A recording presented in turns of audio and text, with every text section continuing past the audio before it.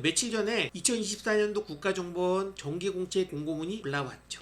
그걸 보게 되면 기본 직무 중에서 작년까지 수사 대테러 방첩, 학생들은 줄여서 수대방이라고 말하는 그 직무가 수사 대신에 안보조사라는 명칭으로 바뀌어서 공고가 나왔어요. 이 흐름은 기존에 있는 국가정보원법의 개정안을 통해 가지고 대공수사권이 국가정보원에서 경찰로 이관이 됐죠. 거기에 따른 변화다라는 걸 우리가 예측해 볼 수 있을 것 같아. 금년도부터 이제 순차적으로 유예기간을 두었다가 이전이 돼서 올해 초서부터는 확실히 대공수사권이 경찰청 국가수사본부의 안보수사국이라는 쪽으로 완전히 넘어가게 됐거든요. 더 이상 국가정보원이 대공수사권이 없기 때문에 기존의 수사라는 명칭을 빼고 안보조사로 바뀌었다라는 걸 우리가 다 예측해 볼 수 있을 것 같아. 여기서 이제 몇 가지 중요한 흐름 하나가 있어요. 최근에 신문 기사를 보게 되면 여당 쪽에서 국가정보원의 대공수사권을 복원하겠다라고 하는 액션이 많이 눈에 보이고 있죠. 반대로 경찰은 뺏길 수 없어라고 해가지고 점점 안보수사단의 몸집을 키우고 있습니다. 키워서 과연 경찰청 쪽에서 대공수사권을 국가정보원에 다시 뺏기지 않을까? 원상태로 복원되지 않을까 물어보게 되면 저는 아마도 복원될 확률이 조금 더 높다라고 봅니다. 단 민주당 야당 쪽에서 이번에 총선에 압승을 해서 여당이 힘 빠지면 못할 수 있겠지만 암스가는 정도가 아니다 그러게 되면 다시 대공수사권을 국가정보원으로 옮기려고 하는 액션이 많이 일어날 걸로 예측이 돼요.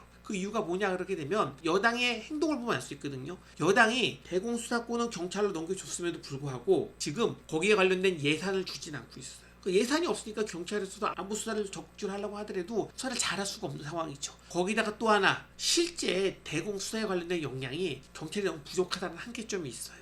국가정보는 꽤 오랜 기간 동안에 엄청나게 많은 데이터를 쌓아서 그걸 바탕으로 대공수사를 하는데 경찰은 아무런 데이터가 없는 상황에서 뭔가 수사를 하려다 보니까 수사의 실적이 잘 나지가 않는 거예요. 그래서 실제 경찰에서 오히려 국가정보원한테 뭔가 수사를 할 수 있는 단서 같은 거나 뭔가 수사할 수 있는 건을 하나 줄 수 없냐라고 해서 오히려 요청해가지고 받으려고 애쓰는 그런 흐름이에요. 이런 상황에서 오늘 되게 이슈되는 신문 기사가 떴어요.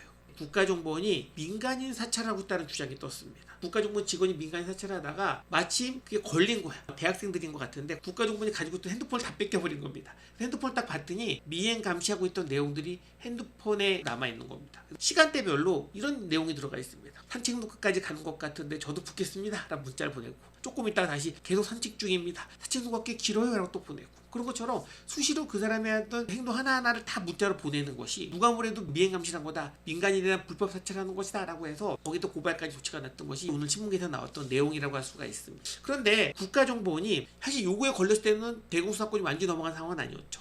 만약 대공수사권이 온전히 다 있었다고 하게 되면 이런 행동을 할 수 있냐라고 하는 겁니다. 우리가 수사권, 형사가 하는 수사권을 보게 되면 영화에서 많이 봤듯이 형사들도 미행감시를 많이 합니다. 잠복 근무에서 차에서 막 숨어있다가 쳐다보고 하는 미행감시를 많이 하잖아요.